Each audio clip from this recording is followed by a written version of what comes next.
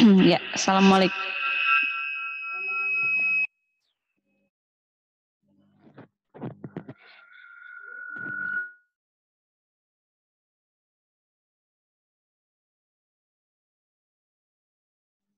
Ya, halo. Ya, assalamualaikum warahmatullahi wabarakatuh. Mohon maaf sekali ya, barusan ada terganggu sedikit karena memang ya ada sedikit gangguan. Baik, alhamdulillah bertemu lagi pada minggu ini atau Senin pagi ini bersama dengan saya Zulfa Febrianti Rahmi sebagai host pada hari Senin, di mana pada hari Senin ini seperti biasa di SKB Kabupaten Bandung ini akan mengadakan kegiatan belajar mengajar secara daring untuk paket B.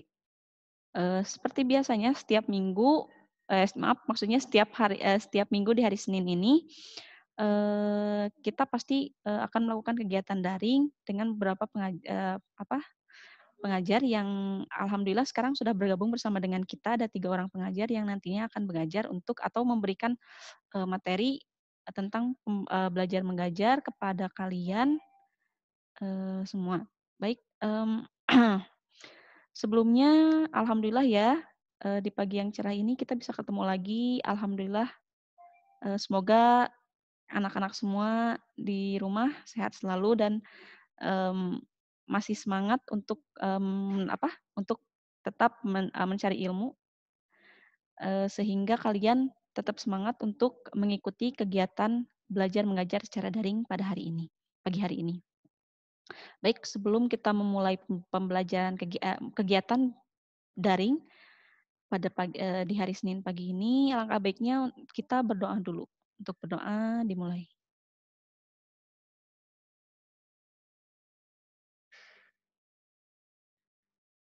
Berdoa selesai.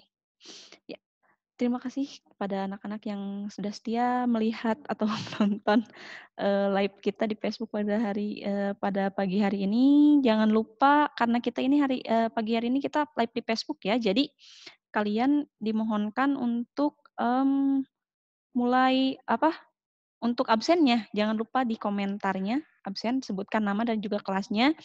Juga, jangan lupa siapkan juga buku tulisnya, karena mungkin nanti akan ada tugas-tugas atau misalnya materi-materi yang memang membutuhkan atau dibutuhkan atau misalnya disilahkan oleh ibu guru kita nanti yang akan memberikan materi nanti untuk ditulis. Jadi kalian siapkan saja dulu buku tulis dan juga, alat tulisnya ya. Baik, sebelumnya saya berterima kasih kepada para pemateri kita pada pagi hari ini. Ada 3 orang pemateri kita pada pagi hari ini. Yang pertama ada Ibu Karmila yang akan menyampaikan pelajaran Bahasa Indonesia. Kemudian ada Ibu Nung Nuraidah yang akan menyampaikan materi ilmu pengetahuan sosial. Dan yang terakhir ada Ibu Reni Nohani yang akan menyampaikan materi pendidikan agama Islam.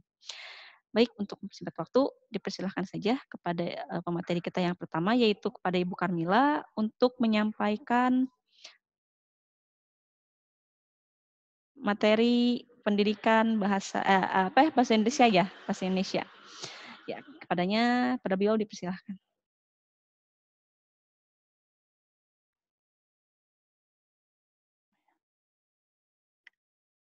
Terima kasih Ibu Zulfa yang telah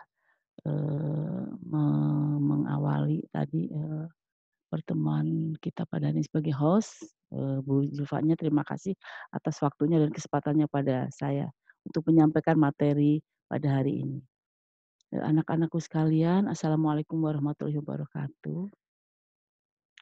Pada kesempatan hari ini, alhamdulillah atas berkat rahmat Allah SWT dan karunia-Nya juga bahwa kita sampai hari ini masih diberikan kesempatan untuk bertatap muka walaupun lewat daring dalam keadaan sehat walafiat. Semoga selalu seperti itu setiap saat kita. Makanya untuk itu kita harus selalu bersyukur ya pada Allah SWT. Anak-anakku yang Ibu banggakan, selalu Ibu mengingatkan bahwa tidak bosan-bosan untuk mengingatkan kepada anak-anak selalu menjaga kesehatan, ya, menjaga kesehatan, cuci tangan, jangan lupa menggunakan masker ketika keluar, dan ingatkan kepada orang tua juga mungkin adik dan kakak-kakaknya. Jadi kita harus selalu menjaga orang-orang yang kita sayangi, ya, karena memang masih zona merah, umumnya Jabar ya, umumnya dan Bandung Selatan, kita jangan menganggap remeh, jadi tidak ada kepentingan ya jangan nggak usah deh kita ke mana-mana. Mungkin ini pesan dari ibu, selalu jangan bosan kalian tuh selalu dipesanin seperti ini karena memang kita ya, sehingga kita selalu saja, apa namanya, selalu saja, melaksanakan pembelajaran ini lewat daring. Karena memang, belum bisa tatap muka gitu ya anak-anak ya. Baiklah anakku, Ibu akan, menyampaikan materi pada kesempatan ini, yaitu yang Ibu ampu tentu bahasa Indonesia ya. Baiklah, pada kesempatan hari ini Ibu akan menyampaikan materi dengan judul nah, eee, masih menyambung dengan yang kemarin masih mengenai berita ya anak-anak ya. Nah,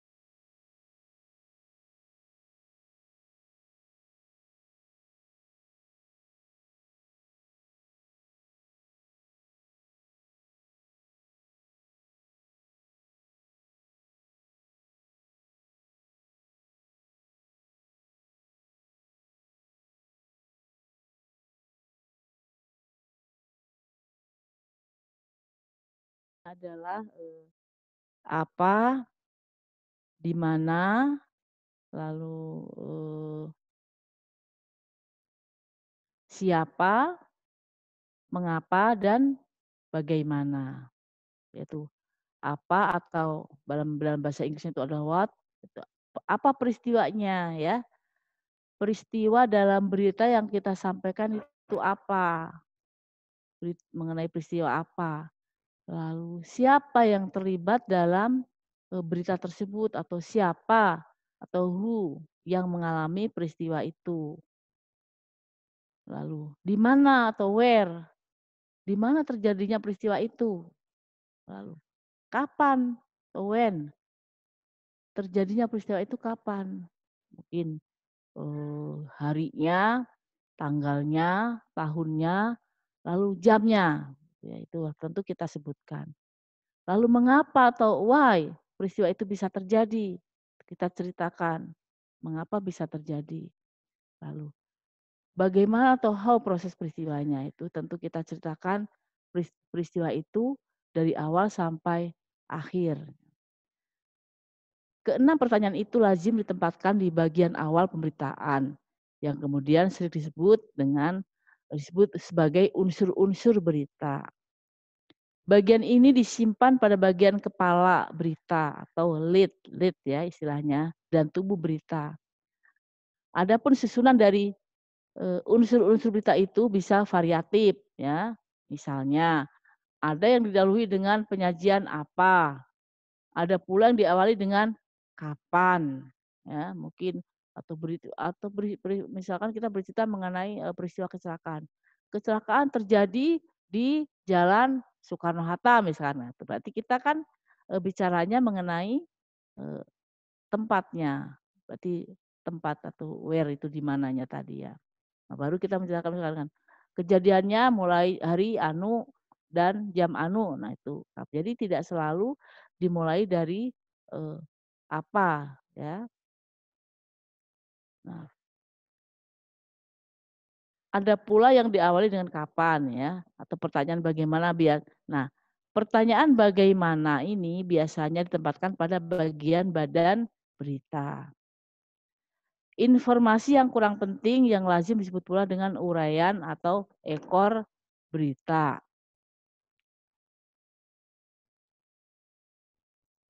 Bagian ekor berada setelah kepala atau tubuh berita. Perhatikan pada teks paduan suara Indonesia berjaya di Eropa. Ekor berita tentang paduan suara TRCC yang sering mengisi acara-acara penting di tanah air tergolong dalam peristiwa yang kurang penting karena tidak berkaitan langsung dengan judul beritanya. Ya. Dengan struktur penyajian yang semacam itulah susunan informasi di dalam suatu pemberitaan tersaji dalam pola piramida terbalik. Bagian awal merupakan bagian pokok dan semakin ke bawah berita itu merupakan perincian yang sifatnya cenderung kurang penting. Nah, eee, ini ada skemanya ya.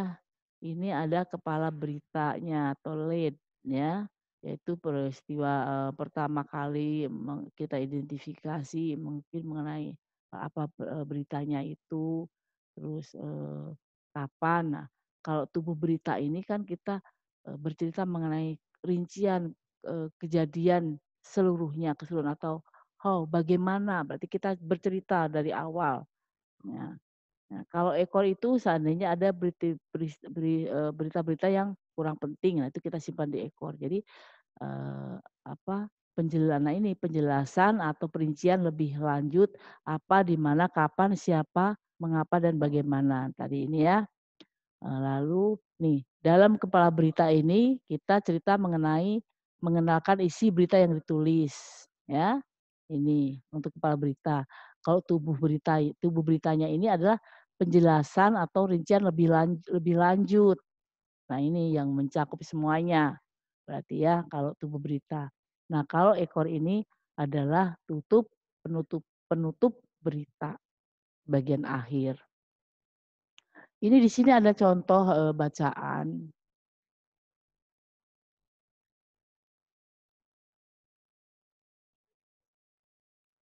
Yaitu mengenai,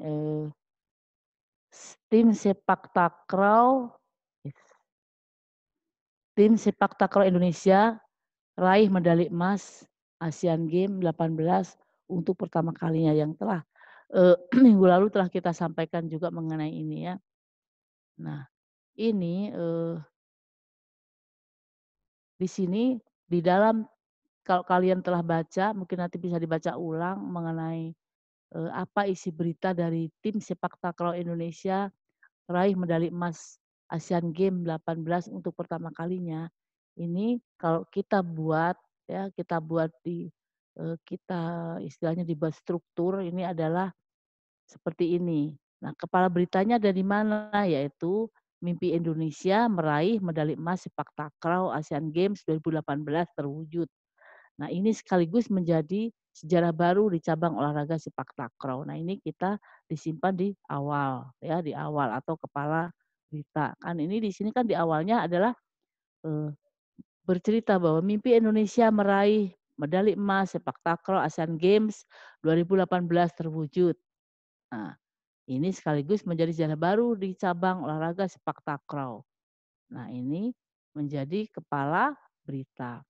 Lalu, eee, di tubuh beritanya adalah kita menceritakan keseluruhan dari peristiwa tersebut. Nah, ini bercerita jadi, penantian panjang selama 28 tahun sejak keikutsertaan sepak takraw pada 1990 lalu tercapai setelah timnas. Nah, ini bercerita. Jadi menceritakan bagaimana jatuh bangunnya tim sepak takraw Indonesia berjuang untuk meraih medali emas di Asian Games. Ini bercerita keseluruhan. Nah, terakhir di ekor berita, nah ini medali perunggu pada nomor ini menjadi milik bersama Vietnam dan Singapura. Nah, ini menceritakan, negara orang lain yang, meraih karena kalau emas kan raih oleh Indonesia, nah Di situ di berita ini menceritakan bahwa medali yang, perunggu atau mungkin perak dan perunggunya diraih oleh negara lain. Itu kita ceritakan di, apa namanya, di sini sebagai ekor berita atau penutup, berita penutup ya.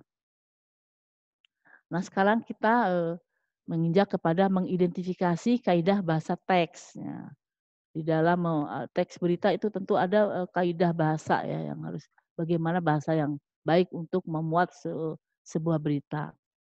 Nah, perhatikan kembali teks-teks berita yang telah kalian baca atau simak sebelumnya. Misalkan tadi kalian bisa dilihat ya, di dalam teks-teks berita yang tadi ada sepak takraw tadi contohnya, tampak bahwa teks-teks tersebut dibentuk oleh kata dan sejumlah kalimat.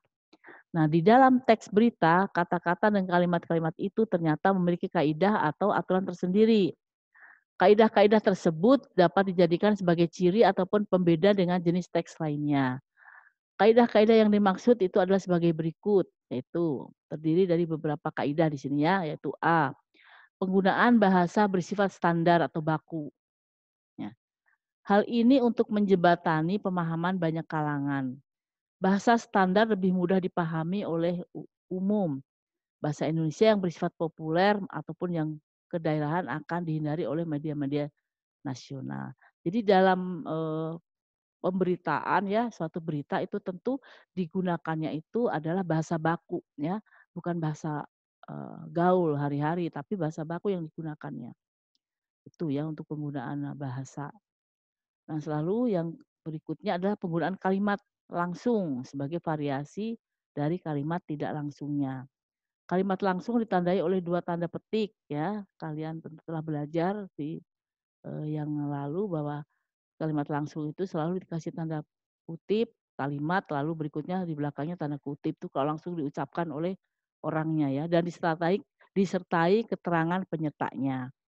Penggunaan kalimat langsung terkait dengan pengutipan pernyataan-pernyataan oleh narasumber berita nih, ada contohnya misalkan, nah ini. Nih ya, ini kalimat langsung, contoh kalimat langsung.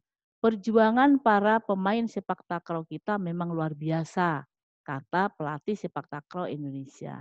Ini adalah kata atau kalimat yang diucapkan langsung oleh pelatih sepak takraw Indonesia.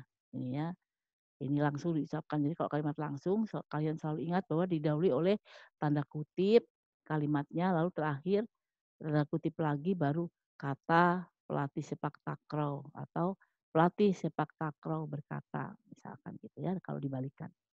Lalu berikutnya adalah prestasi ini menunjukkan pada dunia bahwa Indonesia tidak hanya mampu menampilkan karya asal Indonesia saja, tetapi juga mampu menginterpretasikan karya-karya komposer dunia, kata Afif Priyatna. Ini juga sama menggunakan kalimat langsung ya, didahului oleh kutip dan diakhiri dengan kutip juga. Yang contoh yang ketiga adalah rasa buahnya yang enak mendorong mereka untuk menanam sendiri daripada harus beli nantinya katanya, ya. Ini ada satu lagi masih ada ini, yang C adalah penggunaan konjungsi bahwa yang berfungsi sebagai penerang kata yang diikutinya. Hal itu terkait dengan pengubahan bentuk kalimat langsung menjadi kalimat tidak langsung. Contohnya nih, nomor satu. Dalam awal sambutannya, Wali Kota Surabaya mengatakan bahwa tidak ada hal yang tidak bisa kalau kita mau mempersiapkannya dari sekarang. Ini adalah kalimat tidak langsung. Kalau kalimat tidak langsung itu biasanya ada ciri, eee, bahwa ya, tidak ada tanda kutip ini ya. Lalu yang nomor 2, Mendikbud mengatakan bahwa 2.736 sekolah yang rusak akibat gempa di Palu. Ini. Lalu yang contoh berikutnya,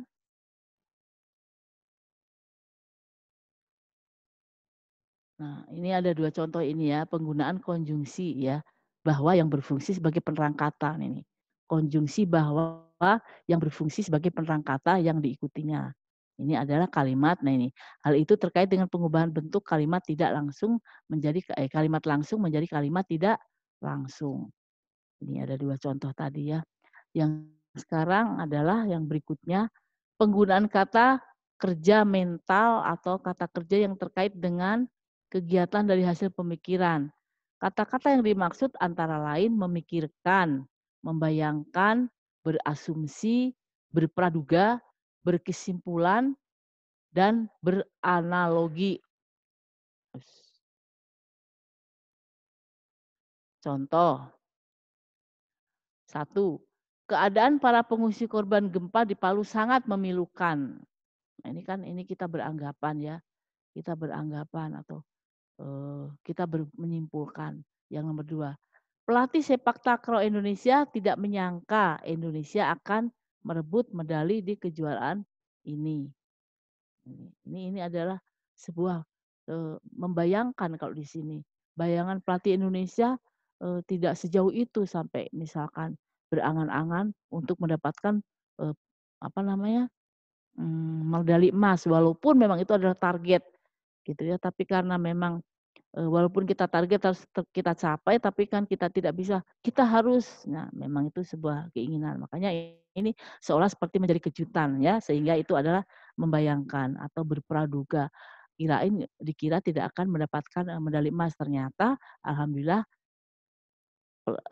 timnya mendapatkan emas, sehingga pelatih termasuk, mendapat kejutan, gitu ya.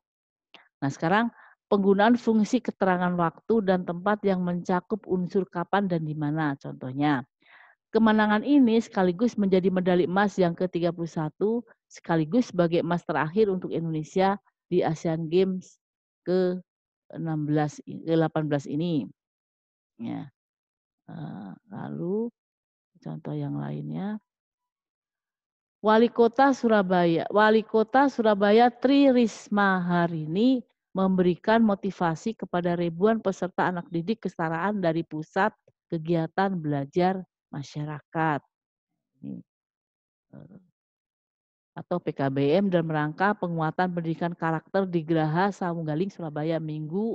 Nah, ini menerangkan waktu ya, dan tempat nih di PKBM. Nah, ini tempatnya di mana, itu di Geraha Samunggaling, eee, Surabaya. Kapan? Yaitu di hari Minggu dan tanggalnya. Lalu, yang berikutnya lagi ada yang terakhir, penggunaan konjungsi temporal atau penjumlahan seperti kemudian, sejak, setelah, awalnya, akhirnya. Hal ini terkait dengan pola penyajian berita yang umumnya mengikuti pola kronologis atau urutan waktu. Jadi kronologis, misalkan kejadian, kecelakaan yang terjadi di Jalan Soekarno-Hatta, bagaimana kronologisnya, kok sampai terjadi kecelakaan, gitu ya. Nah itu, maksudnya ini. Jadi konjungsi temporal atau penjerumpahan. Ya, jadi ini jelas, jadi dari awalnya, awal bagaimana kejadiannya, gitu ya. Nah sekarang, cara menyusun teks berita atau menyusun teks berita. Nah, kalian telah memahami pengertian teks beritanya, seperti apa pengertiannya teks berita ya. Kalian juga telah memahami struktur dan kaidah kebahasaan teks berita yang telah Ibu jelaskan tadi yang di awal. Nah sekarang kita akan mempelajari cara menyusun teks berita. Ya, kalian perhatikan, adapun langkah-langkah ya penyusunan teks berita itu sebagai berikut ini. Satu, kita tentu akan menentukan sumber berita, yakni berupa peristiwa yang menarik dan menyangkut kepentingan orang banyak, ya. Jadi kalian, se sebagai seorang penulis atau mungkin di sini sebagai wartawan gitu ya, atau akan menceritakan sebuah, peristiwa. Mungkin di tempat kalian ada peristiwa pencurian misalkan, kehilangan sepeda motor. Nah, kalian, tentu akan menentukan sumber beritanya di mana. Peristiwa termasuk ini kan untuk kepentingan orang banyak, bahwa supaya, kita menceritakan, memberikan informasi pada orang banyak bahwa ada kejadian pencurian. Nah, itu kan seperti memberikan informasi dan memberikan contoh untuk kita harus hati-hati. Lalu setelah itu kita mendatangi sumber beritanya, di mana kejadiannya gitu ya, dengan mengamati langsung dan mewawancarai orang-orang yang berhubungan dengan peristiwa itu. Jadi kita datangi tempat kejadiannya, lalu kita, wawancarai sumber-sumber atau orang-orang yang berhubungan dengan peristiwa itu mungkin yang memiliki, barang yang hilangnya, itu kan sebagai bisa kita wawancarai, ya. Lalu mungkin kalau ada saksinya, itu kita bisa wawancarai. Lalu yang berikutnya nomor 3 adalah mencatat fakta-fakta dengan berkerangka pada pola adik simba, tadi itu ya, bahwa apa peristiwanya, di mana peristiwanya, ya, terus kapan peristiwanya, lalu, bagaimana atau siapa yang mengalaminya, gitu, bagaimana kejadiannya, gitu ya. Selalu itu kita harus, kalau untuk membuat berita itu adalah selalu, berkerangka kepada itu tadi ya, adik simba atau 5W plus 1H. Nah, yang keempatnya adalah mengembangkan catatan itu menjadi sebuah teks berita yang utuh, yang disajikan mulai dari bagian yang penting ke yang kurang penting. Nah, tentu kalian sebagai pencari berita, kita akan, mengawali, mewawancari orang-orang misalkan, kapan kejadian ini bisa terjadi? Kalian tulis, tentu akan tidak, terurai ya, mungkin bisa meloncat-loncat, bisa dari, gimana kok ini bisa terjadi ya kehilangan, kenapa? Apakah karena tidak hati-hati dan bagaimana? Jadi mungkin saat mengambil sebuah berita itu tidak selalu diawali dengan selalu dari A, diksi Mbak, tapi dari mana saja bisa kita, awali dulu dari mana saja. Nah setelah itu nanti kita kalau untuk membuat beritanya baru itu mungkin, tersusun, teratur dari awal sampai akhir, itu ya. Nah, sekarang kalau kita sudah, tahu atau bagaimana cara kita membuat berita tadi ya. Nah, sekarang bagaimana kita menyunting berita atau penyuntingan berita. Kalau masih ditemukan beberapa kekeliruan dari berita yang kamu buat itu, wajar. Masih ada satu tahap lagi yang harus kalian lalui sebelum berita itu dipublikasikan. Ya. Jadi kalau kita membuat berita, tentu, jangan semena-mena setelah selesai langsung begitu saja kita kirimkan, tidak. Tetapi harus kita sunting dulu, kita edit dulu, gitu ya. Apa yang kurangnya, apa yang harus kita tambahinya, ya, apa yang harus kita kuranginya, gitu ya. Nah itu ya penyuntingan itu. Jadi aspek-aspek yang harus diperhatikan dalam tahap penyuntingan ini adalah A, kebenaran isi berita itu penting, ya. Harus ditunjang oleh keakuratan dan fakta-faktanya. Jadi kalau kita mengangkat sebuah berita, tentu jangan berita hoax yang kita angkat, yang lagi musim, lagi marak sekarang ini, hoax. Nah jangan, tapi harus betul-betul berita yang nyata, kejadian nyata yang dialami seseorang atau itu baru kita angkat benar-benar ya. Setelah itu yang B-nya adalah kelengkapan isi berita, yaitu yang ditandai oleh hadirnya komponen-komponen berita yang terangkum dalam rumus tadi ini, adik Simba. Nah ya, kelengkapan isi berita sudah melengkapikah dengan, tadi itu, komponen-komponen ini, yang apa, lalu di mana, kapan, siapa, mengapa, dan bagaimana, itu. Kelengkapan itu harus jelas. Lalu yang C-nya adalah struktur penyusunan berita yang dimulai dari bagian yang penting dan bagian yang kurang penting. Itu ya dalam selalu itu tadi yang sudah di awal sudah dijelaskan bagaimana, kepala beritanya, lalu tubuh beritanya, terus ekor, beritanya ya. Jadi eee, dimulai dari bagian yang penting ke bagian yang kurang penting. Nah, yang bagian D adalah penggunaan bahasa yang terkait dengan keefektifan kalimat, kebakuan kata, dan ketepatan ejaan dan tanda bacanya. Nah, karena ini adalah berita, kita harus menggunakan tadi itu adalah kata baku ya, baku. Karena, sebuah berita harus selalu menggunakan kalimat-kalimat, itu yang baku. Itu harus betul-betul kita, perhatikan, itu ya. Nah, apabila berita itu disertai gambar atau ilustrasi, perlu diperhatikan pula kesesuaian gambar dengan isi berita, di samping keartistikannya. Jadi jangan sampai kita, membuat mengangkat berita kecurian yang kita kasih gambarnya berita kecelakaan, itu kan tidak sesuai ya, harus sesuai gambar gitu ya, tuh. Nah Nah, mungkin itu yang, Ibu bisa sampaikan pada kesempatan pada, siang hari ini ya. Jadi selalu mungkin Ibu bisa, ulang lagi dalam menyusun sebuah berita itu harus kita identifikasi dulu struktur teks berita. Itu adalah itu tadi ya, 5W dan 1H gitu ya. Setelah itu, apa namanya, eee, bahwa berita itu harus kita lihat, kita buat awalnya adalah bagaimana kepala beritanya ya. Itu di dalam kepala berita itu mengen me me me apa namanya, menyangkut atau memuat mengenai pengenalan isi berita yang ditulis. Nah, setelah itu di tubuh beritanya, di penjelasan yang lebih rinci yang, ada, tadi itu komponen-komponen apa, di mana, kapan, siapa, mengapa, dan bagaimana. Lalu di ekornya itu penutup berita ya, itu. Lalu nah di dalam, membuat berita itu tentu kita harus, perhatikan kaidah dan bahasa teks berita ya. Selalu menggunakan kata baku, gitu ya. Lalu, kita dalam menyusun teks berita itu tentu harus menentukan, sumber beritanya ya, peristiwanya yang menarik gitu kalau bisa. Sekali lagi Ibu katakan bahwa di dalam memuat berita jangan muat berita yang tidak sesungguhnya, tidak nyata, harus fakta terjadi, gitu ya, itu.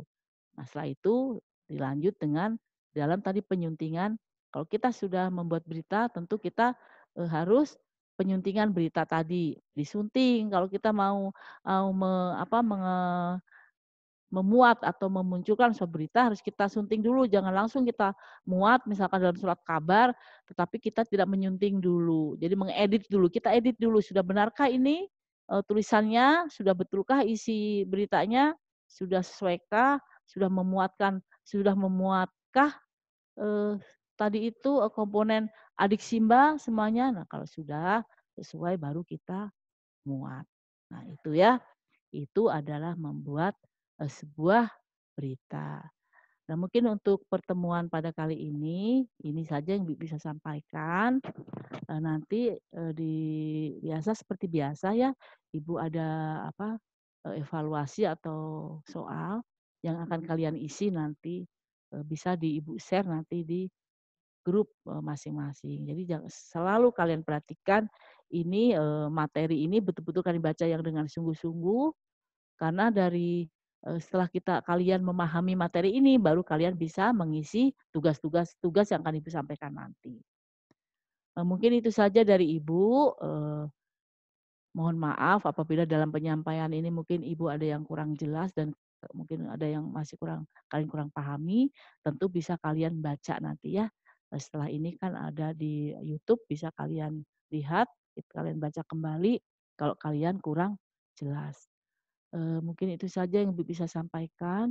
Terima kasih sekali lagi Ibu ingatkan sebelum Ibu, pamit pada kalian, mengingatkan bahwa tetap di rumah ya, tidak usah banyak main keluar, tetap saja di rumah, eee, jaga kesehatan, selalu cuci tangan, kemana saja kalian kalau pergi kalau ada memang sangat penting, selalu menggunakan masker.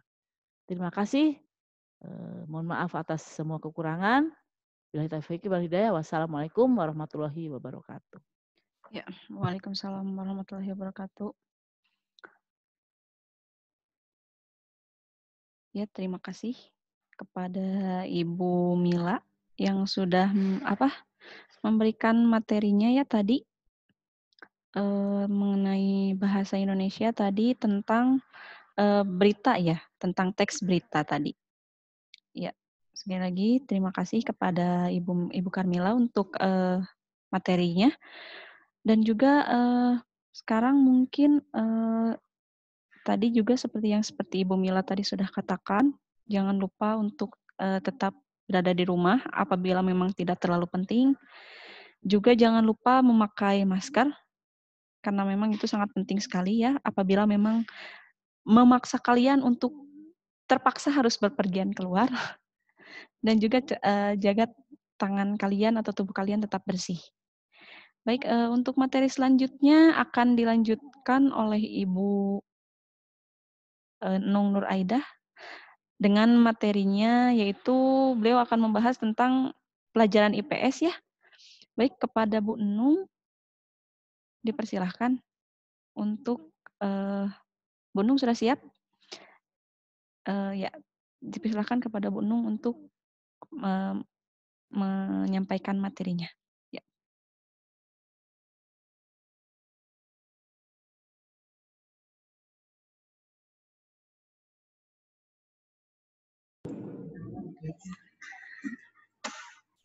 Maaf ya.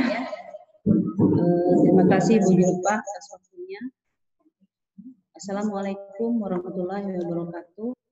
Selamat siang anak-anakku sekalian. Alhamdulillah kali ini kita bisa kembali untuk melaksanakan pembelajaran IPS ya dengan Ibu, di mana hari ini mudah-mudahan Ibu harapkan kalian tetap semangat ya untuk menyimak, dan juga tak lupa kalian sempatkan untuk tetap mengikuti pembelajaran ini ya, karena ini sangat penting untuk kalian bisa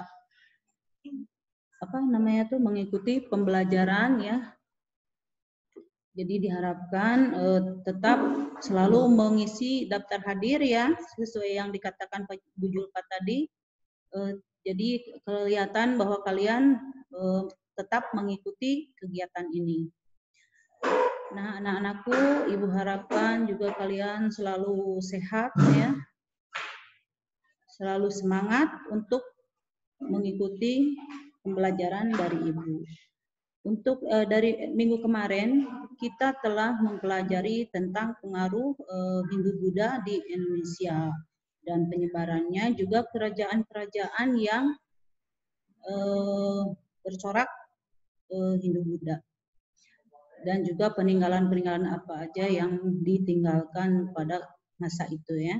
Nah, sekarang kita lihat atau akan bahas tentang pengaruh Islam di Indonesia. Adapun Islam ini masuk di Indonesia di saat pengaruh Hindu-Buddha itu masih kuat ya. Makanya Islam ini tetap dapat berkembang berdampingan dengan agama Hindu-Buddha ya. Nah, Islam ini dibawa oleh orang pedagang Muslim ya, yang dari yang ikut menyebarkan ya, dan juga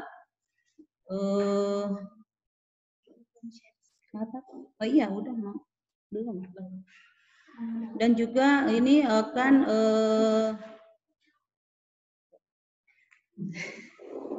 maaf ya, ada sedikit ini galau. Kita lanjutkan ya, langsung aja kita sharekan ininya ya, supaya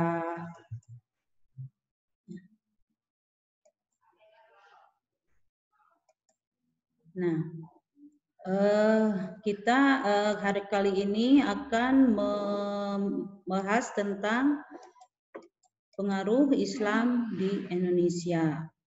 Adapun proses dan masuknya dan berkembangnya agama dan budaya Islam ini, itu dilihat ada yang membawanya ya. Ya seperti tadi Ibu katakan bahwa itu biasa seperti agama Hindu-Buddha dulu, bahwa dibawa ke Indonesia itu melalui hubungan dagang ya. Nah, begitupun dengan agama Islam. Nah, kita lihat hubungan Indonesia dengan Asia Barat dan pusat perkembangan Islam. Nah, kita ketahui bahwa kelahiran agama Islam ini secara resmi ditandai dengan adanya turunnya Al-Quran ya, melalui malaikat Jibril kepada Nabi Muhammad SAW.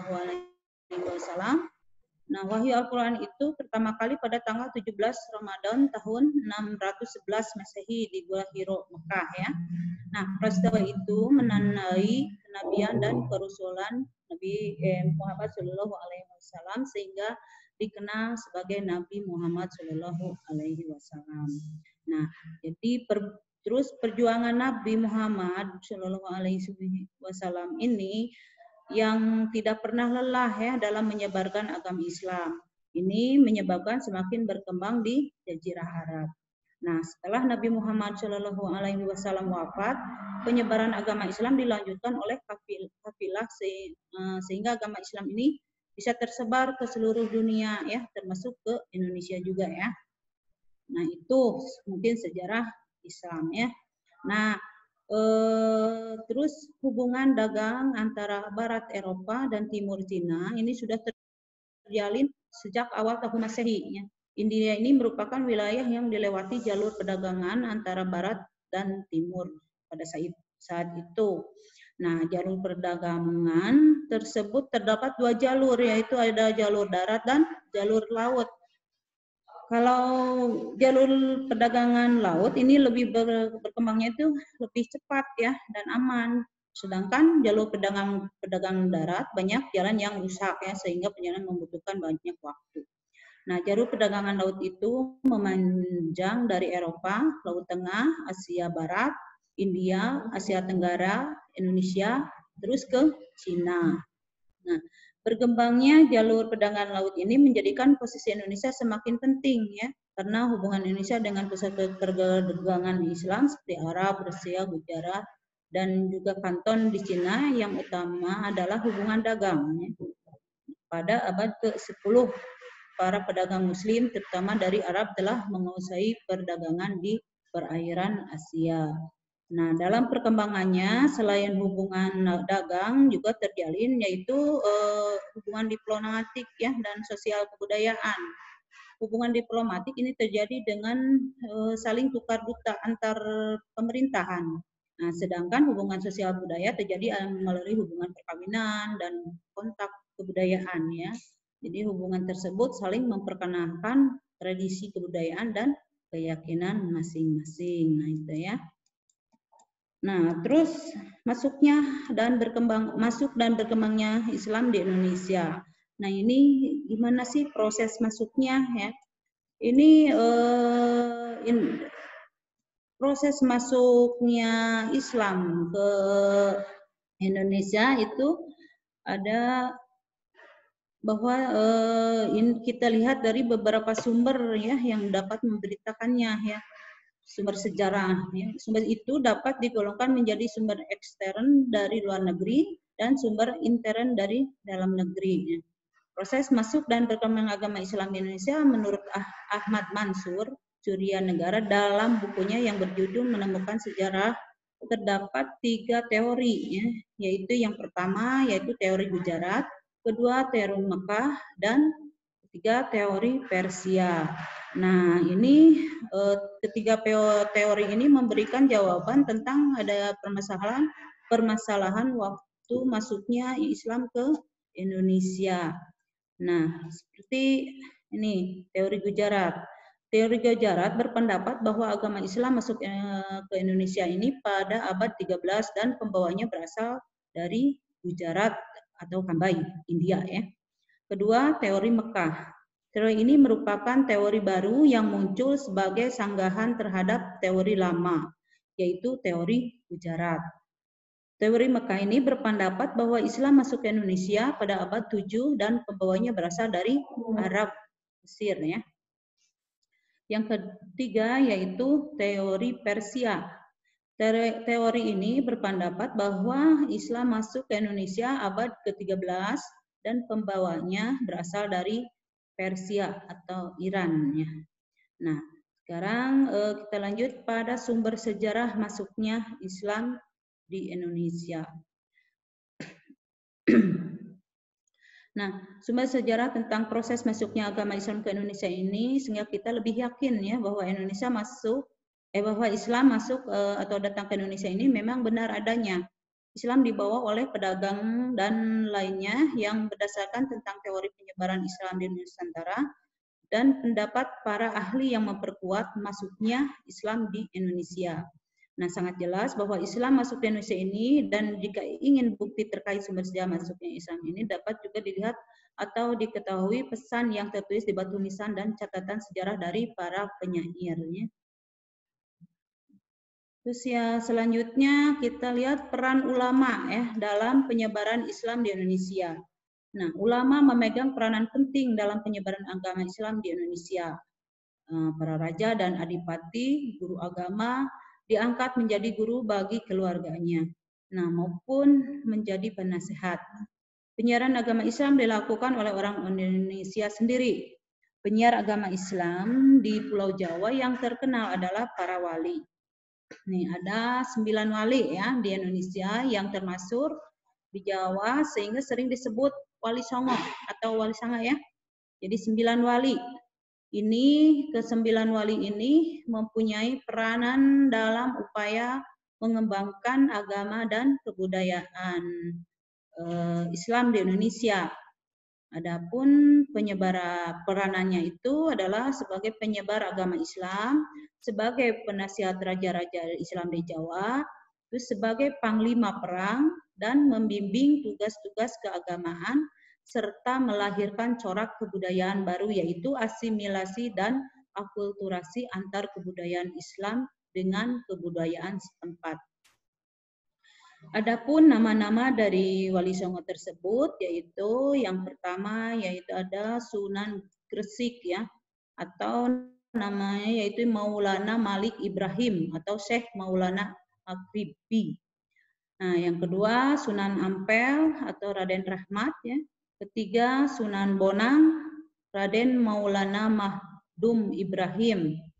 Keempat, Sunan Giri atau Raden Paku atau Prabu Satmata atau Sultan Abdul Fakih. Kelima, Sunan Derajat atau Raden Kosim atau Sarifuddin Masih Munad atau Sunan Sedayu. Keenam, Sunan Kalijaga. Terus atau Raden Mas Sahid atau Syekh Malaya ya. Ketujuh, Sunan Kudus. Zafar Sadik atau Raden Undung. 8. Sunan Muria atau Raden Umar Said. 9. Sunan Gunung Jati atau Syarif Hidayatullah. Nah, itu yang wali yang 9 itu ya. Kita lihat lanjutkan ya. Perkembangan kerajaan-kerajaan Islam di Indonesia. Jadi di sekitar abad ke-13 itu di Indonesia berkembang kerajaan-kerajaan yang bercorak Islam atau disebut kesultanan.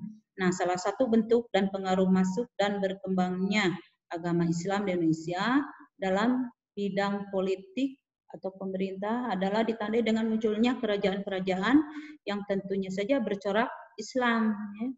Nah, seperti di sini ada kerajaan Perlak, ya, di mana katanya kerajaan Perlak ini didirikan pada tanggal 1 Muharram 225 Hijriah atau 840 Masehi dengan raja yang pertamanya yaitu Sultan Alauddin Syed Maulana Abdul Aziz Shah. Ya. Bukti peninggalannya itu dapat digunakan untuk mendukung dan membuktikan mengenai keadaan kerajaan Perak. Ini ada 3 ya, ini mata uang Perlak, terus stempel kerajaan dan makam raja-raja benua. Ya. Kedua yaitu kerajaan Samudra Pasai. Nah, kerajaan Samudra Pasai ini berdiri sekitar abad ke-13. Nah, ini terkenal juga di terletak ini di Aceh Utara ya, Kabupaten Loh Semawe kalau sekarang ya. Nah, raja pertamanya itu Sultan Malik Al-Saleh yang sebelumnya bernama Merah Silu. Salah satu peninggalnya adalah batu nisan Sultan Malik Al-Saleh. Terus banyak ulama dan pedagang Arab serta Gujarat giat menyebarkan agama Islam di sini. Nah, setelah Malik Al-Saleh wafat diganti oleh Sultan Maik Al-Tahir. Pada masa ini sehingga seorang musafir bernama Ibnu Batutah dalam perjalanannya ke Cina. Kemunduran kerajaan Samudra Pasai pada saat diperintah oleh Sultan Mansur Malik Al-Zahir tahun 1521 yang dikuasai oleh bangsa Portugis dan tahun 1524 oleh Ali Muhayyad Syekh Aceh ya. Nah, yang ketiga yaitu Kerajaan Malaka. Kerajaan Malaka ini lebih kenal dengan Kesultanan Malaka. Ini merupakan sebuah kerajaan yang pernah berdiri di Malaka atau Malaysia ya. Kerajaan ini bercorak Melayu dan didirikan oleh para meswara antara tahun 1380 sampai 1403 Masehi. Nah, menurut kitab Sulalatus Salatin, Kerajaan Malaka ini merupakan lanjutan di Kerajaan Melayu di Singapura. Kemudian akibat adanya serangan dari Jawa dan Siam, maka pusat pemerintahan berpindah ke Malaka. Kerajaan Malaka merupakan salah satu pusat perdagangan yang terkenal pada abad ke-15. Nah, posisi strategis membuat para pedagang dari berbagai daerah maupun negara datang menghampiri pelabuhan tersebut ya. Sistem arah mata angin yang berlaku memungkinkan para pedagang untuk bertemu di Kerajaan Malaka ini ya. Pada abad ke-16, Malaka menjadi salah satu pusat perdagangan yang terbesar di Asia. Jalur navigasi pada zaman itu sangat tergantung pada siklus musim panas dan musim dingin khususnya di Asia. Di samping itu juga Malaka merupakan jalur silang antara Asia Timur dan Asia Barat. Nah, setelah berhasil mengembangkan diri sebagai kesultanan dengan jaringan perniagaan internasional. Keempat ya, kerajaan keempat yaitu Kerajaan Aceh. Nah, Kerajaan Aceh merupakan salah satu kerajaan Islam yang terletak di ujung Sumatera, tepatnya di daerah Provinsi Aceh sekarang ya. Kerajaan ini awalnya merupakan wilayah kekuasaan Pedir, kemudian memisahkan diri dan mendirikan kerajaan baru dengan nama Kerajaan Aceh. Nah, di mana Islam dijadikan sebagai dasar kerajaan dan sumber hukum kerajaan ini. Kehidupan kerajaan ini berkembang dengan pesat karena merupakan pusat rempah-rempah, khususnya lada ya. Nah, daerah ini semakin berkembang setelah Malaka ditaklukkan oleh Portugis. Nah, Aceh mulai berkembang setelah Malaka diduduki oleh Portugis tahun 1511, sebab sebagian besar pedagang-pedagang Islam dari Malaka pindah ke Aceh. Jatuhnya Samudra Pasai ke tangan Portugis menambah keramaian Aceh ya pada tahun 1530. Aceh melepaskan diri dari Pedir dan berdirilah Kerajaan Aceh dengan Sultan Ali Muhayyad dari tahun 1514 sampai dengan 1528 sebagai raja pertama ya. Kerajaan Aceh pada masa kejayaannya meliputi daerah yang luas di pesisir barat Sumatera. Namun setelah Sultan Iskandar Muda wafat, daerah jajahan Kerajaan Aceh mulai memisahkan diri. Hal ini membuat melemahkan pengaruh Kerajaan Aceh, ditambah tidak ada lagi sultan yang kuat. Ya. Kerajaan Aceh tidak mampu bersaing dengan Belanda yang menguasai Malaka pada tahun 1641. Ya. Kita lanjut ya, yaitu dengan Kerajaan Demak. Ini Kerajaan Demak ini didirikan oleh Raden Patah sekitar tahun 1500 Masehi ya. Nah, pusat Kerajaan Demak ini terwujud pada masa pemerintahan Sultan Trenggana. Nah, pada waktu itu daerah kekuasaan Demak ini hampir sebagian besar di Pulau Jawa dan kehidupan masyarakatnya pun cukup makmur ya. Letak Kerajaan Demak di daerah Bintoro, Demak.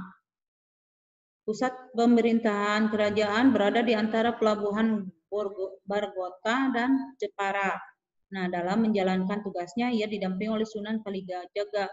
Wilayahnya meliputi Jepara, Semarang, Tegal, Palembang, Jambi, nah sebagian Kalimantan dan pulau-pulau antara Kalimantan dan Sumatera. Nah, di bawah pemerintahan Sultan Trenggana, Demak mencapai puncak kejayaannya. Yang keenam yaitu Kerajaan Pajang.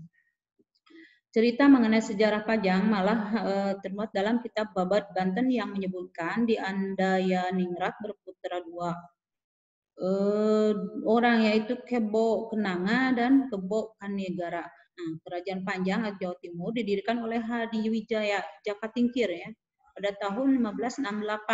Pada masa pemerintahannya, kerajaan berkembang dengan pesat. Pada tahun 1582, Hadijaya wafat. Nah, kekuasaan dipegang oleh Pangeran Benawa, putra Hadijaya, dan sekitar tahun 1586 kerajaan Pajang dipindahkan ke Mataram.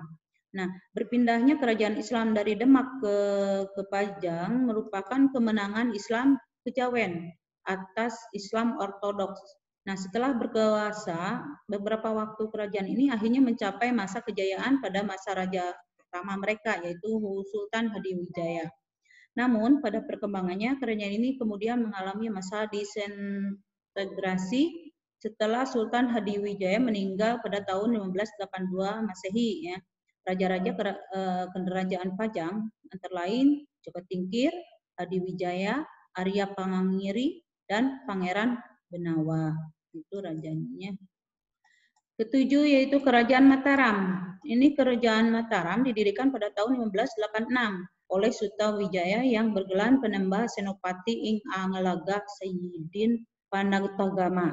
Nah, raja ini terkena di Mataram ada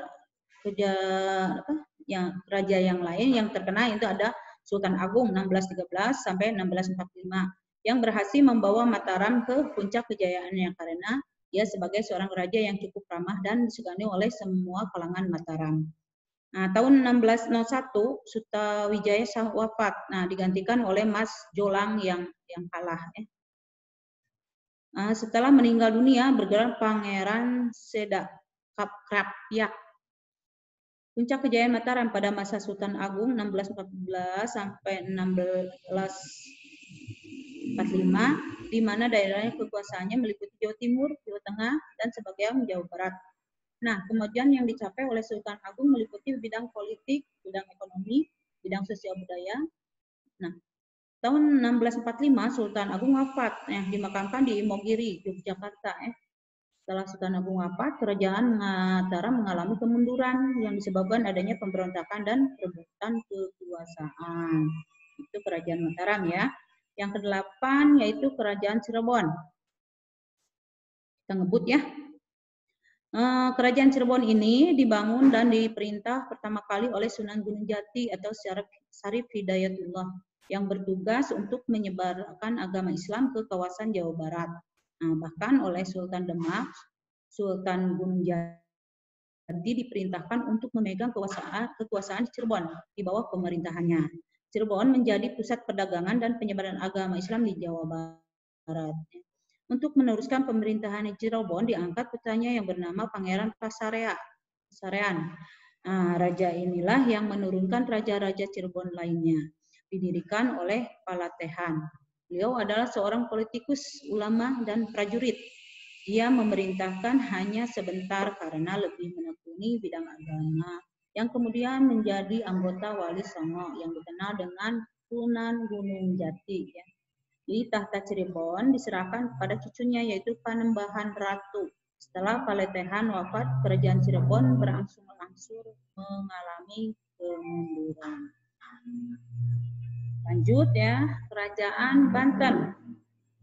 Di Kerajaan Banten ini berdiri sekitar tahun 1522 dengan raja pertama adalah Sultan Hasanuddin, anak Sultan Gunung Jati ya. Pada masa pemerintahan Sultan Agung Tirtayasa, Kerajaan Banten mencapai masa kejayaannya. Pelabuhan Banten menjadi pelabuhan internasional yang dikunjungi oleh berbagai bangsa.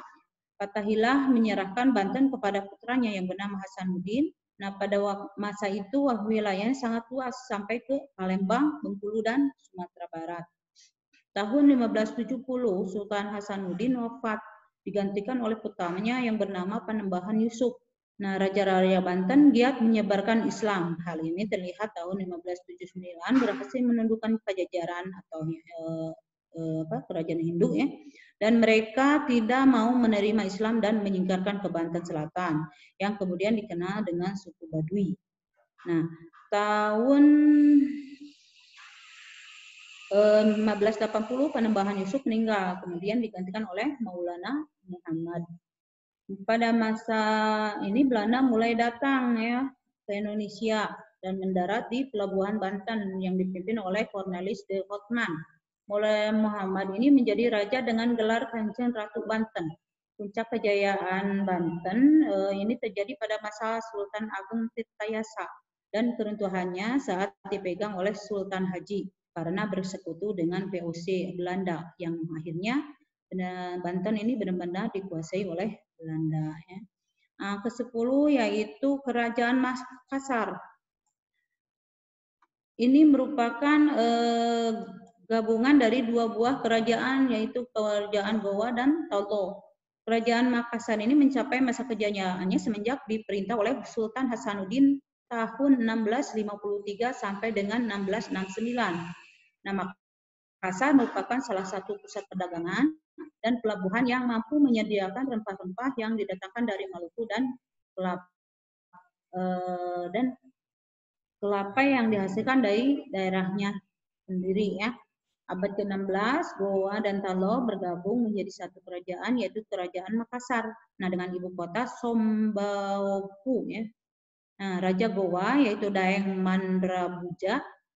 Nah, setelah masuk Islam dan menjadi raja dengan gelar Sultan Alauddin. Nah, sedangkan Raja Talo yaitu Kakraing Matoaya menjadi Mangkubumi atau Patih ya dengan gelar Sultan Abdullah. Nah, letak kerajaan Makassar sangat strategis sehingga menjadi pelabuhan transit menghubungkan pelayaran Malaka dan Jawa ke Maluku.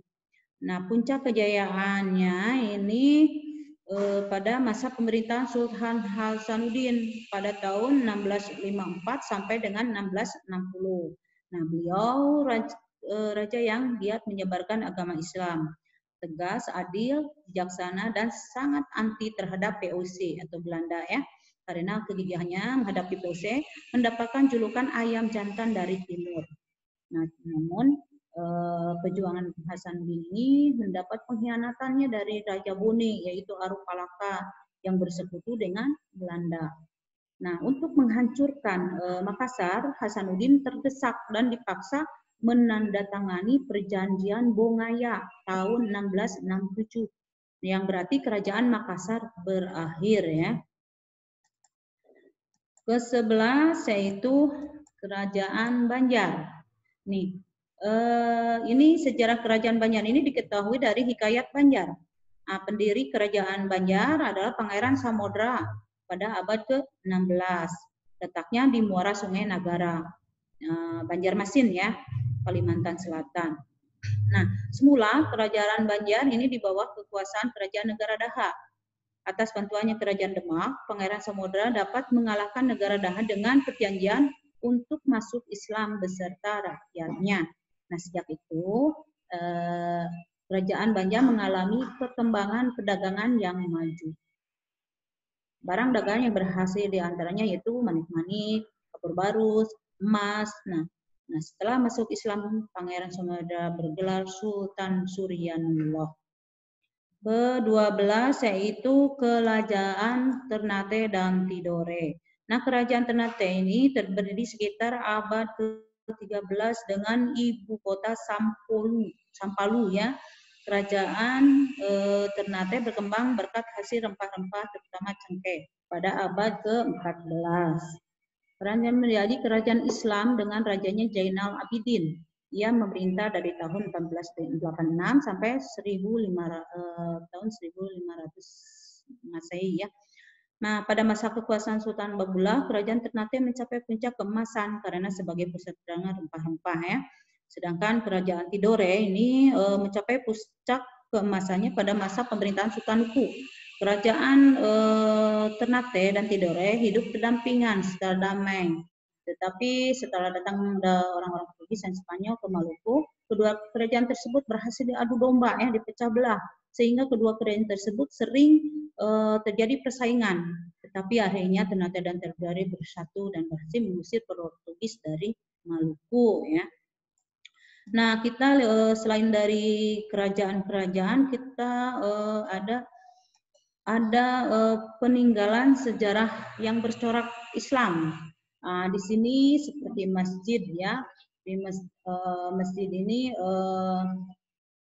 seperti ada ini ya, Masjid Agung Demak ya. Ini lokasinya ada di Demak, Jawa Tengah ya. Ditemukan peninggalan tahun abad ke-14 Masehi. Terus Masjid Ternate abad ke-14 Masehi. Itu Ternate Ambon ya lokasinya. Terus tiga yaitu Masjid Sunan Ampel, adanya di Surabaya, Jawa Timur, di peninggalan tahun 15 Masehi. Terus Masjid Raya Baitur Rahman, Banda Aceh. Ini ada di Banda Aceh ya, di Aceh. Peninggalan tahun 15 Masehi, abad 15 Masehi ya. Terus 6 Masjid Banten, ini ada di Banten ya, abad ke-15 Masehi. 8 Masjid Katangga. Nah, ini Katangga di Sulawesi Utara ya, abad ke-6 Masehi ya. Nah, terus selain masjid ada juga kaligrafi. Kaligrafi atau suatu seni menulis huruf Arab yang dengan gaya dan susunan yang indah. Tulisan Arabnya sendiri umumnya diambil dari potongan surat atau ayat dalam Al-Quran. Seni kaligrafi yang menjadi peninggalan sejarah Islam di Indonesia pada masa silam dapat kita temukan sebagai hiasan ukir atau tulis ya. Ketiga yaitu ada batu nisan. Ini merupakan sebuah bentuk bangunan sebagai penanda dimakamkannya jenazah seseorang ya. Nah, selanjutnya yaitu ada bangunan keraton. Ini keraton tempat menghadapnya pejabat negara kepada raja sekaligus sebagai tempat kediaman raja beserta keluarga. Nah, keraton ini difungsikan sebagai pusat kegiatan pemerintahan ya. Keraton yang corak Islam ini ada di peninggalnya terdapat di Demak, Yogyakarta, Aceh, Ternate, Surakarta, Samudra Pasai dan lain-lainnya. Kelima yaitu ada seni ukir. Seni ukir ini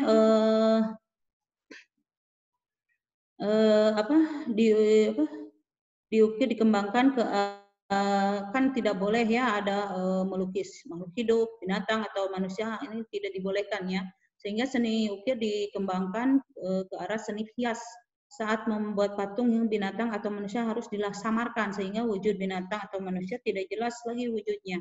Wujud tersebut disamarkan dengan hiasan bentuk dedaunan dan bunga ya. Keenam ada yang karya sastra ya, seni sastra pada masa peninggalan Islam di Indonesia umumnya berkembang sekitar Selat Malaka dan Pulau Jawa. Nah, ini berisi ajaran khusus misalnya tasawuf, filsafat, kemasyarakatan dan tuntunan budi pekerti. Nah, selanjutnya ada seni pertunjukan atau ini seni pertunjukan ini ada seni wayang, seni tari, dan seni musik. Nah, seni wayang ini sudah ada sejak zaman Hindu. Nah, pada masa perkembangan agama Islam di Indonesia, wayang sering digunakan untuk menyebarkan agama Islam. Sunan Kalijaga adalah orang yang memiliki kreasi membuat wayang, sehingga wayang mempunyai bentuk seperti sekarang ini ya. Terus seni tari, nah itu misalnya tari debus dari Banten, Minangkabau dari Aceh, tari Saudati dari Aceh, Sudati ya dari Aceh. Nah, terus seni musik ini adanya ini musik yang dilakukan oleh para wali yang menggunakan media gamelan, terus yang benar untuk siar Islam. Ulama yang menggunakan media gamelan misalnya Sunan Bonang, Sunan Derajat dan Sunan Kalijaga. Nah, itu materi hari ini yaitu tentang pengaruh Islam di Indonesia ya. Mudah-mudahan materi ini bisa kalian simak dengan baik ya. Nanti mungkin sekalian dengan materi yang minggu lalu akan Ibu sharekan ya nanti linknya di grup seperti biasa ya, grup WA. Itu aja dulu. Terima kasih. Wassalamualaikum warahmatullahi wabarakatuh.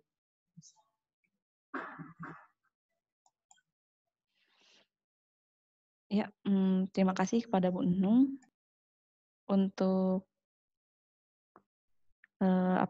materinya, materi tentang IPS yaitu tentang perkembangan sejarah masuknya agama Islam ke Indonesia, mulai dari kerajaan-kerajaan dan hubungannya sampai dengan apa saja sih yang peninggalan yang sudah ada tentang kerajaan Islam pada zaman dulu gitu ya. Ya, mudah-mudahan kalian juga bisa mendengarkan dan juga ini kayak cerita aja sebenarnya sih, lebih menarik sebenarnya ya kalau sejarah ini kalau didengarkan apalagi dilihat dan dibaca gitu ya. Baik, untuk materi selanjutnya sekali lagi terima kasih dulu pada Bu Nung ya untuk materinya. Kemudian untuk materi selanjutnya akan disampaikan oleh Ibu Reni mengenai pendidikan agama Islam. Kepada beliau, silakan. Bismillahirrahmanirrahim. Terima kasih saya ucapkan pada Bu Julfa selaku host. Assalamualaikum warahmatullahi wabarakatuh. Alhamdulillah anak-anakku sekalian, tak terasa ya pergantian dari minggu ke minggu cepat berlalu hingga pada hari ini yaitu hari Senin, Ibu bisa menjumpai kembali kalian pada pembelajaran daring SPNF SKB Kabupaten Bandung pada mata pelajaran pendidikan agama Islam, dan alhamdulillah pada hari ini Ibu dalam keadaan sehat walafiat, dan mudah-mudahan kalian juga di rumah ya tetap berada dalam keadaan sehat walafiat dan juga keluarga semuanya dengan tetap memperhatikan protokol kesehatan yang terjadi pada tahun ini karena adanya pandemi corona. Yang pertama social distancing, jangan lupa kalian ya harus lakukan, kemudian pakai masker selalu ketika kemana-mana dan jaga tidak boleh sampai berkerumun ketika kalian berada dalam suatu ruangan, suatu komunitas itu. Kalau tidak ada perlu apapun, lebih baik di rumah saja ya. Anak-anak, pada kesempatan kali ini kalau tidak salah kita masuk kepada materi ke-8, pertemuan ke-8. Nah, untuk hari ini mungkin Ibu tidak akan menambah dulu materi pelajaran ya. Ibu nanti akan memberikan berupa materi latihan soal di pertemuan ke-7 kemarin kan belum latihan ya. Nah, tapi untuk sekarang Ibu akan sedikit merangkum materi yang sudah Ibu berikan mulai dari materi 1 atau materi 7 ini ya. Yang pertama di kelas, sebentar.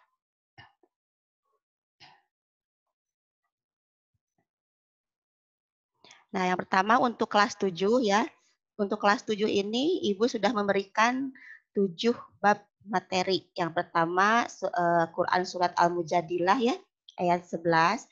Nah, di sana kalian harus mampu menguasai hukum tajwid yaitu alif lam. Yang mana hukum alif lam itu dibagi menjadi 2 bagian. Yang pertama alif lam Qomariyah, yang kedua alif lam Syamsiyah ya. Nanti kalian supaya lebih paham, kalian praktekkan di rumah. Karena yang namanya materi tajwid ini tidak hanya harus tahu materi, tapi prakteknya dipraktekkan di rumah. Misalnya ketika sudah membaca salah satu dalam ayat Al-Quran gitu ya, kalian cari di mana yang termasuk hukum alif lam Qomariyah, alif lam Syamsiyah ya. Itu yang pertama. Kalian juga harus tahu materinya bahwa disebut alif lam Qomariyah itu seperti apa. Apabila ada alif lam menghadapi salah satu huruf alif lam Qomariyah yang berjumlah 14 itu ya. Yang kalau disingkat menjadi abri hajaka wahob akimah. Dan salah satu contohnya seperti apa alif lam Qomariyah? Seperti misalnya alhamdulillah. Nah, ya alif lamnya dibaca jelas. Dan yang kedua alif lam Syamsiyah. Alif lam Syamsiyah jika alif lam menghadapi salah satu huruf selain daripada alif lam Qomariyah yang tadi, yang dalam hizaiyah ya. Seperti apa contohnya? Asyamsu. Kalau dalam surat Al-Fatihah yang lebih dekat-dekat seperti apa ya? Ar-Rahman. Jadi alif lamnya tidak dibaca ya, langsung ke huruf alif lam Syamsiyahnya ya. Nah, itu untuk materi hukum alif lam. Yang selanjutnya iman kepada malaikat. Kita selaku umat Islam wajib beriman kepada malaikat, wajib mempercayai bahwa Allah itu telah menciptakan makhluk yang bernama malaikat yang terbuat dari cahaya. Dan yang wajib diketahui itu ada berapa anak-anak? Iya, ada 10 ya, mulai dari Jibril, Mikail, Israfil, Ijrail, Munkar, Nakir, Rokib, Atid, Malik, dan Ridwan. Kalian juga harus tahu ya apa tugas daripada masing-masing malaikat tersebut. Selanjutnya hormat dan taat kepada orang tua dan juga kepada guru. Nah, ini merupakan bahasan yang memang harus dipraktekkan dalam kehidupan sehari-hari kalian ya. Ketika kalian di rumah itu harus selalu taat kepada orang tua selama orang tua itu menyuruh kita yang tidak bertentangan dengan aturan Islam, seperti halnya memerintahkan sholat, memerintahkan saum, kemudian berbakti kepadanya ya. Nah, itu harus kita lakukan segera ketika orang tua menyuruh kita ya. Karena apa? Dalam suatu hadis disebutkan ridallahu fi ridal walidain wa suhtullahi fi suhtil walidain, bahwa keridhaan Allah itu terletak pada ridhonya orang tua dan murkanya Allah itu terletak pada murkanya orang tua. Jadi kalau orang tua kita terido, Allah juga terido. Kalau orang tua kita marah, berarti Allah itu sedang marah kepada kita, ya. Seperti itu. Halnya juga kalian ketika kepada guru ya, kalian itu harus mempraktekkan bagaimana tata krama kepada guru yang seharusnya ya, cara berbicara kita kepada guru harus seperti apa. Jadi harus bisa membedakan ketika berkata kepada guru seperti apa, kepada teman kita, jangan disamakan guru itu sebagai teman. Jadi memang guru itu manusia sama, tapi ada jarak gitu ya, jarak antara kita dan guru. Kapan kita itu hormat kepada guru dan kapan waktunya kita bermain gitu, atau bisa jadi sebagai teman guru itu ya, tapi memang ada waktunya ketika guru sedang memberikan pelajaran di sekolah ya, itu harus seperti apa sikap kita. Nah, itu materi-materi tentang hormat kepada orang tua dan guru harus kita praktekkan dalam kehidupan sehari-hari ya.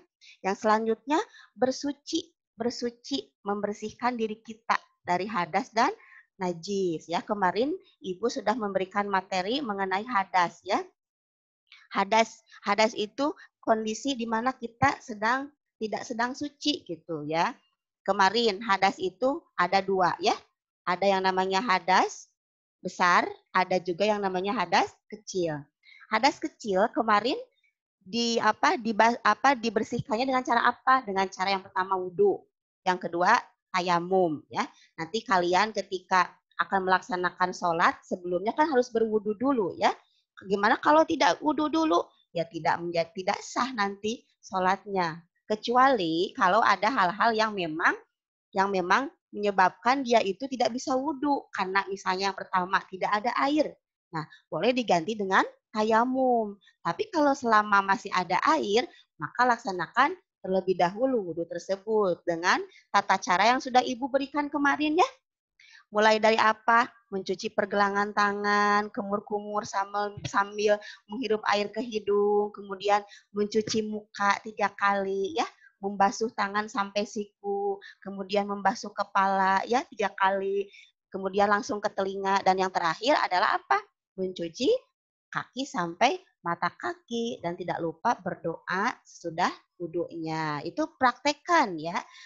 Praktekkan, jangan kalian merasa ribet, jangan, karena yang namanya di Islam itu semua ada kaifiatnya gitu. Kalau ibadah kita ingin diridhoi, ingin menjadi pahala bagi kita, berarti laksanakan sesuai dengan syariatnya. Seperti itu. Kemudian tayamum. Tadi tayamum. Tayamum itu anak-anak gampang caranya ya. Yang pertama ada 2 cara. Jadi tayamum itu membersihkan hadas kecil tapi menggunakan debu yang suci tentunya ya. Yang pertama ada 2 cara. Yang pertama misalkan kita bisa menempelkan tangan kita ke media yang ada debu sucinya, misalnya ke pintu, kemudian ke meja ya.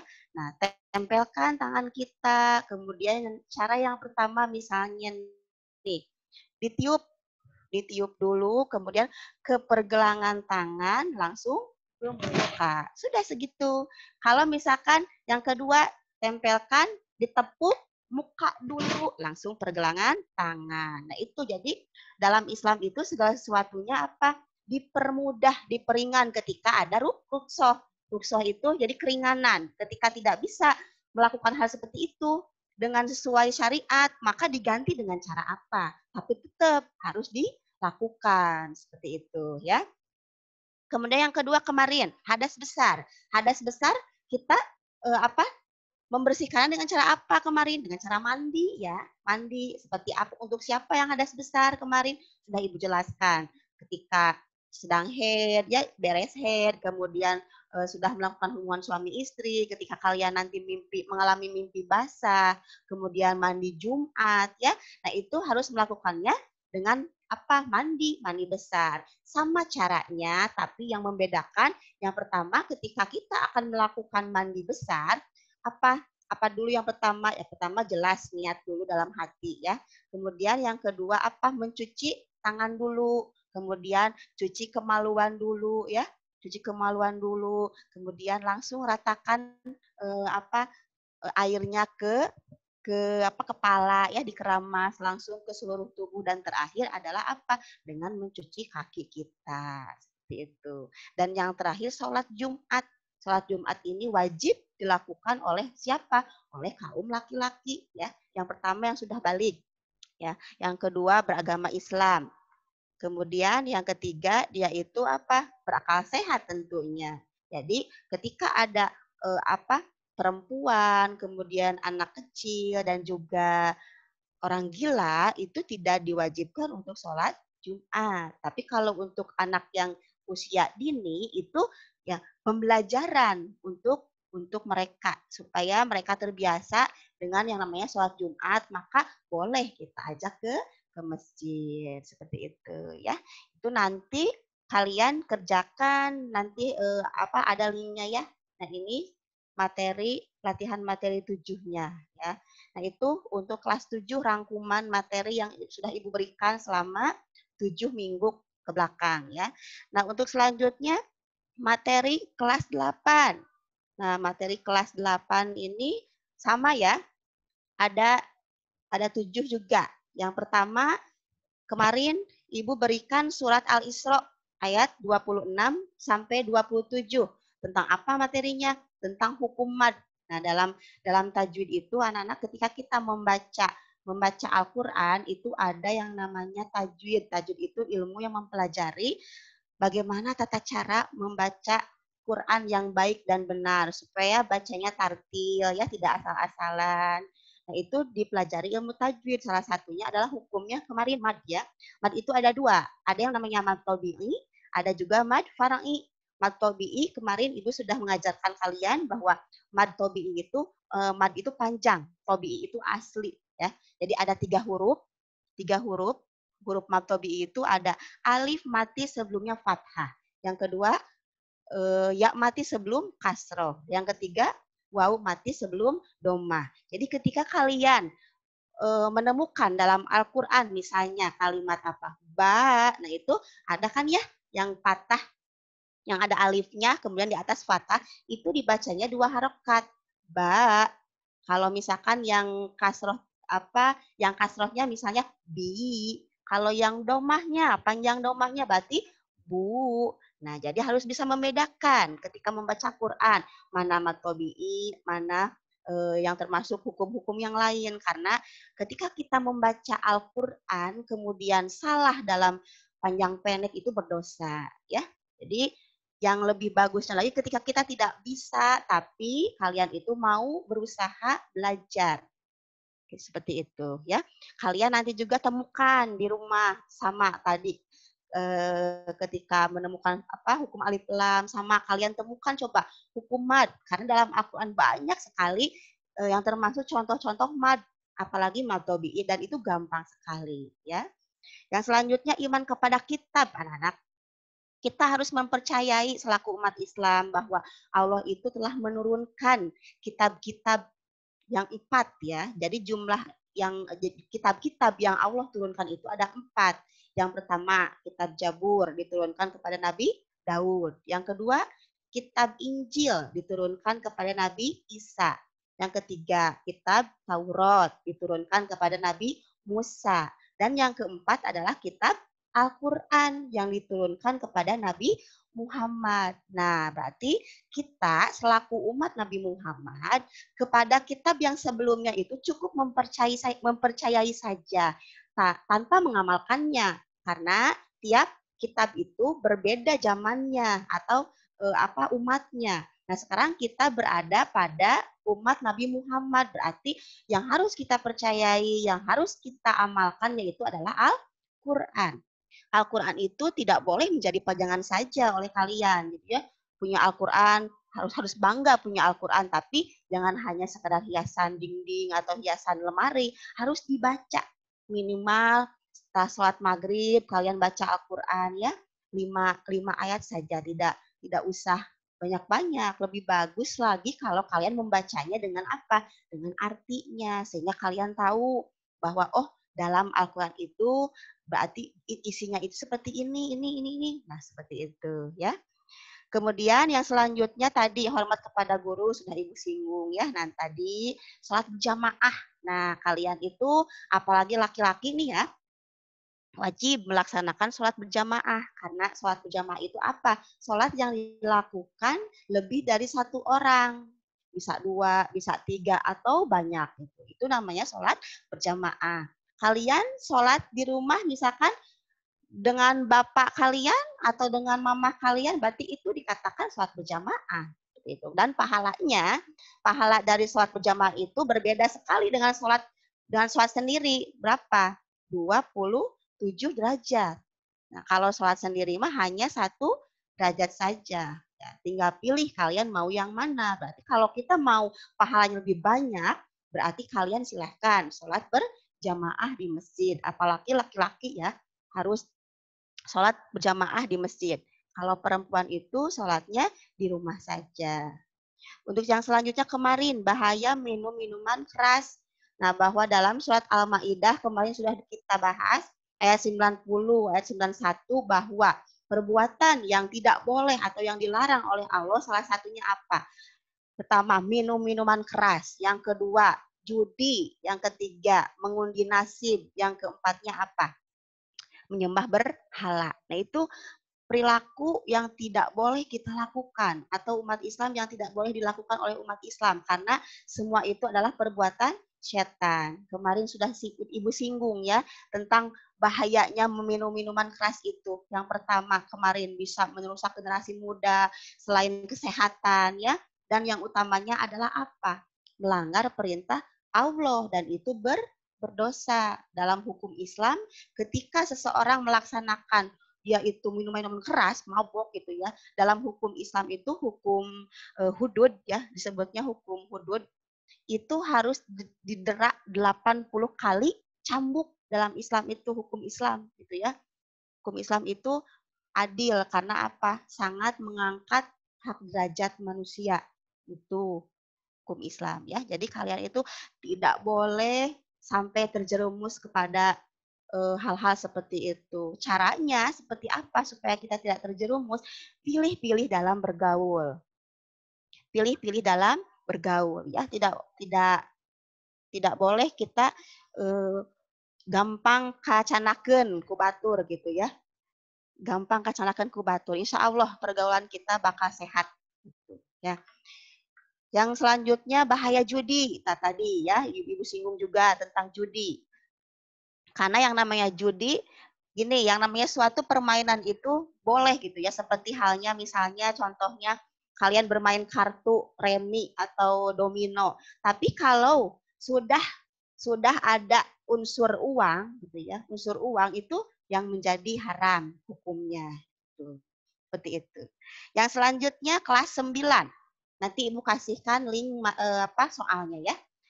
Yang kelas 9 yang pertama tentang penyembelihan hewan ya. Kemarin kita alhamdulillah umat Islam sudah merayakan hari raya besar umat Islam yaitu Idul Adha. Idul Adha ya. Di sana kita menyembelih hewan-hewan kurban seperti apa? Kemarin ya ada yang kambing. Kalau yang mampunya kambing berarti kambing boleh. Kambing itu kan berkurbannya cukup 1 orang saja. Kalau yang sudah merasa saya mampu nih untuk kurban sapi, boleh gitu ya. Sapi, kalau sapi itu oleh Allah itu untuk 7 orang. Ditentukannya untuk 7 orang. Kemudian kalau di Arab itu biasa menyembelih unta ya. Unta, kemudian ada juga menyembelih kerbau ya boleh. Tapi kalau Bu, kalau ayam gimana? Saya bisa ayam nih. Nah itu tidak ada ketentuannya kalau menyembelih hewan kurban ayam, aya gitu ya. Nah itu dan yang harus diperhatikan bahwa menyembelih binatang kurban itu kalau kita sudah mampu. Tapi lebih bagusnya lagi kalau kita kan ada sekarang programnya nabung gitu ya. Nabung untuk hari raya kurban. Boleh itu dilakukan. Seperti itu. Karena nanti ketika kita bisa melaksanakan ibadah kurban gitu itu kan pahalanya juga besar ya anak ya. Nanti diceritakan kan bulunya kita itu nanti jadi hewan yang dikurbankan oleh kita itu nanti bisa jadi syafaat kita nanti ya di akhirat gitu. Seperti itu. Dan jangan lupa ketika kita menyembelih hewan kurban itu ada tata cara ya. Jangan lupa yang paling utama kita itu harus menyebutkan dulu nama Allah ketika kita akan menyembelih hewan kurban. Karena ketika kita menyembelih hewan kurban atau hewan yang kita makan misalnya ayam tanpa menyebut nama Allah, ibaratnya itu dagingnya itu adalah daging bangkai. Jadi harus sesuai dengan syariat Islam ya. Dan jangan lupa pula menggunakan pisau yang tajam kalau kita mau menyembelih binatang, jangan pisau tumpul karena itu ibaratnya menyiksa binatang tersebut ya. Kemudian materi tentang jujur. Nah, yang Ibu harapkan kalian semua murid-murid SKB Kabupaten Bandung ya harus memiliki sifat jujur dalam kehidupan kalian. Jujurnya itu jujur dalam perilaku, jujur dalam berbicara ya, jujur dalam hati gitu ya. Hati juga harus berkata jujur, kemudian diaplikasikan dengan perbuatan kita ya. Itu harus jujur dalam jujur kepada siapa aja, kepada diri sendiri, kepada orang tua, kepada guru, itu harus kita jujur.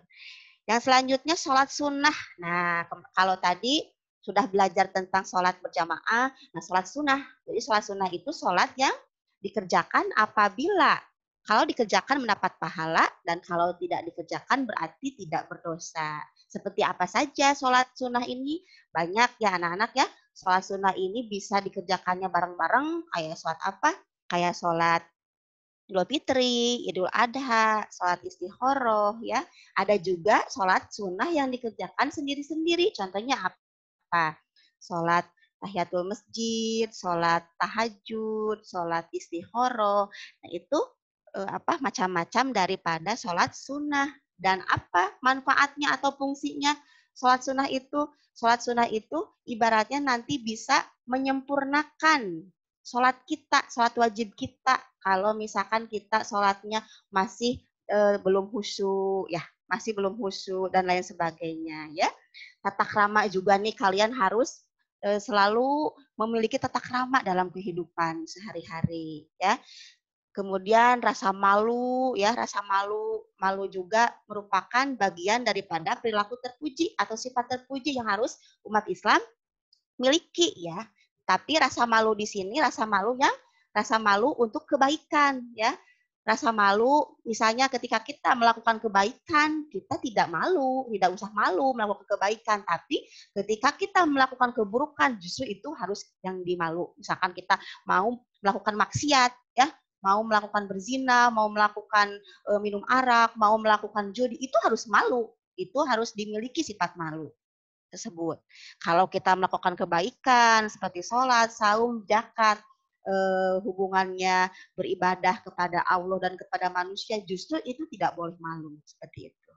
Ya, baik anak-anakku, itu adalah rangkuman materi-materi dari kelas 1, dari kelas 7, kelas 8, kelas 9 yang sudah Ibu berikan. Nah, silahkan kalian nanti rangkum ya, rangkum materi tersebut. Kalau tidak salah Ibu sudah memberikan rangkuman materi 1 sampai 4. Nah, sekarang kalian lanjutkan sampai materi 7. Yang bukunya masih di rumah Abah, silahkan kalian ambil ya. Karena kan nanti kalian butuh catatan kalau untuk merangkumnya. Kasihan kalau kalian nanti bukunya harus ganti-ganti lagi ya. Memakan biaya juga, udah yang sudah ada saja. Silahkan kalian ambil, rangkum. Yang belum sama sekali merangkum, nanti kalian wayahna rangkum 1 sampai bab 7, kemudian kerjakan latihan materi 7 ini. Kelas 7, kelas 8, kelas 9. Nanti Ibu share ya ke grup. Mungkin itu saja yang dapat Ibu sampaikan. Mohon maaf apabila ada kekurangan ya. Ibu tutup saja dengan doa, Robbana atina fid dunya hasanah wa fil akhirati hasanah wa qina adzabannar. Assalamualaikum warahmatullahi wabarakatuh. Ibu serahkan ke Bu Zulfa kembali. Ya, terima kasih kepada Ibu Reni yang sudah memberikan materinya barusan, atau bisa disebut rangkuman dari materi-materi sebelumnya yang sudah diberikan oleh Ibu Reni, sehingga tadi dikasih tugas saja ya dari Bu Reni. Jadi tolong dikerjakan ya tugas-tugasnya, baik itu tugas dari Ibu Mila maupun tugas dari Ibu Nung, serta tadi yang terakhir tugas dari Ibu Reni mengenai pendidikan agama Islam. Baik, mungkin untuk pembelajaran daring atau KBM daring paket B pada hari ini dicukupkan sekian. Terima kasih kepada anak-anakku sekalian yang sudah mendengarkan ataupun memperhatikan pembelajaran tadi secara langsung. Dan juga jangan lupa untuk komentarnya nanti di kolom komentar ya. Kemudian tugas-tugasnya juga jangan lupa dikerjakan, dan ingat lagi saya ingatkan kembali, jangan keluar rumah kalau memang tidak sangat-sangat terpaksa harus keluar. Kalaupun memang terpaksa keluar atau misalnya memang ada yang mengharuskan untuk keluar rumah atau misalnya bepergian, tolong ingat untuk selalu gunakan masker dan juga jagalah kebersihan baik itu tangan kalian. Jangan lupa cuci tangan sebelum kita masuk ke suatu ruangan atau misalnya pulang dari bepergian ya. Karena memang sekarang itu sedang meningkat lagi, jadi tolong kita nggak mau terus-terusan kayak gini juga kan, pasti ingin bertemu gitu dengan ibu-ibu sekalian yang memang sudah memberikan materi pada hari ini. Baik, terima kasih kepada pemateri pada pagi menjelang siang atau sudah siang ya, sekarang siang hari ini yang sudah memberikan materinya. Insya Allah mudah-mudahan kita diberi kesehatan dan juga kelancaran. Mudah-mudahan minggu depan kita bisa bertemu lagi dan materinya akan tetap langsung seperti biasa. Dan jangan lupa tugasnya ya, jangan lupa tugasnya. Ya, mungkin sekian untuk pemateri hari ini. Terima kasih. Assalamualaikum warahmatullahi wabarakatuh.